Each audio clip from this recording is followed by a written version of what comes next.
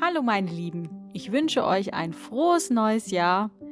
Ich habe mir einen zweiwöchigen Urlaub gegönnt und war unter anderem bei meinen Eltern im Schwarzwald. Ein für mich seelisch heilender Ort, wo ich wirklich sehr, sehr gerne bin.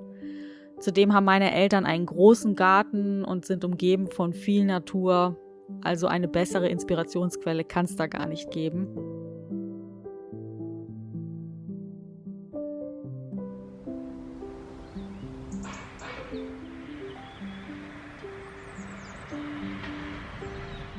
Kurz vor Weihnachten, als es ein paar Tage knackig kalt war mit blauem Himmel und Sonnenschein, da musste ich unbedingt raus und die Schönheit der Eiskristalle einfangen.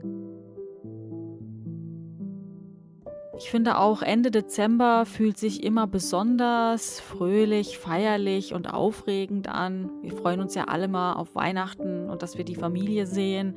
Man trifft sich, auch vielleicht mit Freunden, die man schon länger nicht mehr gesehen hat. Man ist ständig in Gesellschaft und das tut ja uns allen gut. Nach Silvester macht es dann meistens irgendwie kurz Boom. Alles ist ruhig, man fühlt sich irgendwie lethargisch, oft lustlos oder dauermüde. Mir hilft dabei immer die Vorfreude darauf, dass ich wieder an meinen bunten, fröhlichen Kunstwerken arbeiten kann. Das finde ich motiviert mich ungemein und verhindert, dass mich dieses leere Gefühl im Januar einholt. Vielleicht habt ihr ja auch irgendetwas, worauf ihr euch freut oder was euch Freude bereitet. Und dann sind ja am Ende des Jahres hin zum neuen Jahr immer diese guten Vorsätze, die man irgendwie haben sollte. Ich habe für mich entschieden, dass ich es dieses Jahr anders angehe, weil es mich oft eher gestresst hat, als geholfen, Vorsätze zu haben. Daher war mein Vorsatz für 22 einfach keinen zu haben. Natürlich habe ich Pläne, Ideen und Ziele für dieses Jahr, aber nicht nur konkret deswegen, weil ein neues Jahr begonnen hat. Und damit fühle ich mich wesentlich wohler und motivierter. Hier seht ihr eins meiner neueren Kunstwerke aus der Frühlingskollektion 2022, welches ich 2021 gemalt habe. Ich habe die Leinwand zunächst entstaubt und zweimal grundiert.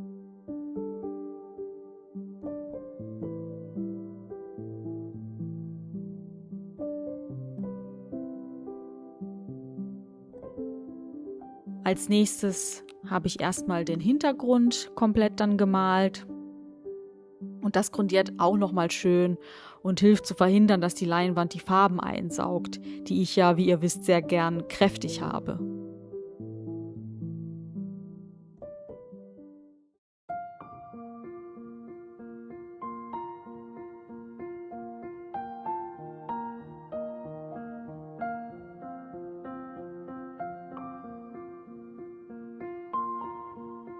Wenn ich noch bezüglich der Komposition der Blumen untereinander unsicher bin, wie in diesem Fall, zeichne ich immer alles mit Bleistift vor und hebe die einzelnen Blumen und Blätter mit einer jeweils einheitlichen Farbe hervor. Die Farben der Blumen strahlen auch eigentlich besser, wenn deren Basis weiß ist, deswegen male ich diese auch erstmal weiß vor.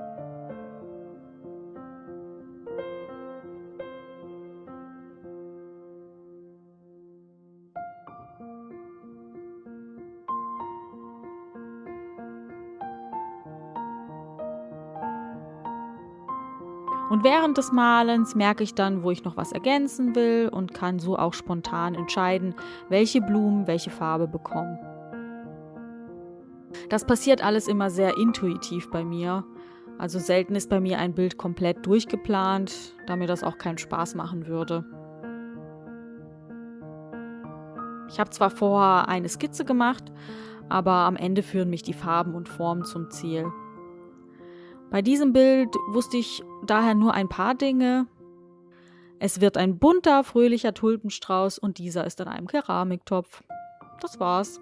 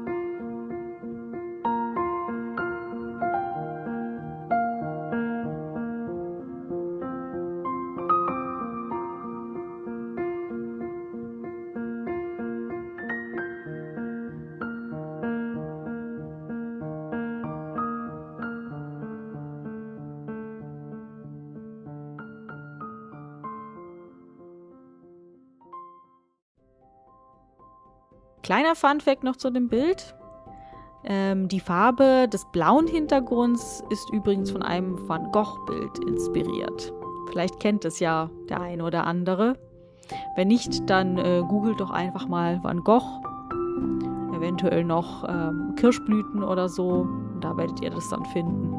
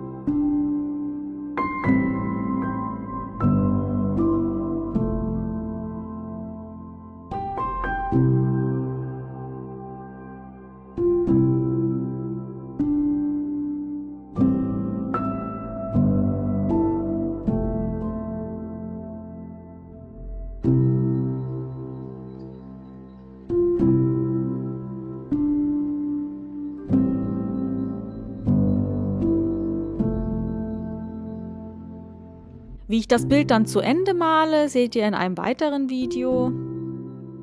Insgesamt habe ich 27 Stunden für das Bild gebraucht, daher wäre es etwas zu viel, das alles in einem Video zu packen.